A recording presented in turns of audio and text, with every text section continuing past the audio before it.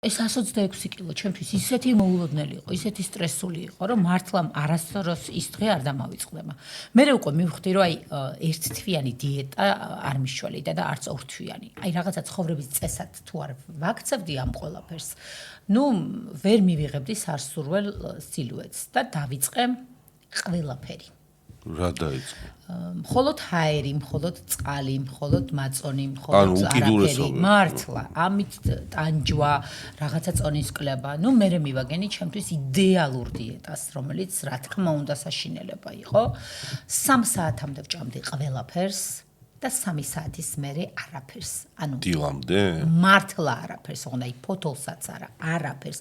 აი 3 როგორ ჭამდით, საათით ვჭამდი და 4-ის 1 წუთზე უკვე ლუკმას ვატრიალებდი, იმიტომ რომ ისეთი ფიცი, კიცი ყველაფერი მქონდა მასში ჩადებული. ამ დიეტით 35 კილო დავიკელი და მე შევჩერდი.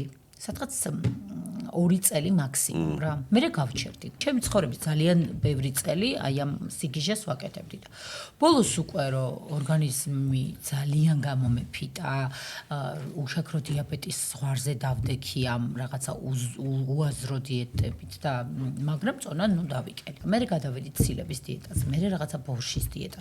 ყველაზე ეფექტურად და ბოლოს რამაც ჩემთან იმუშავა, ეს იყო კეტო დიეტა.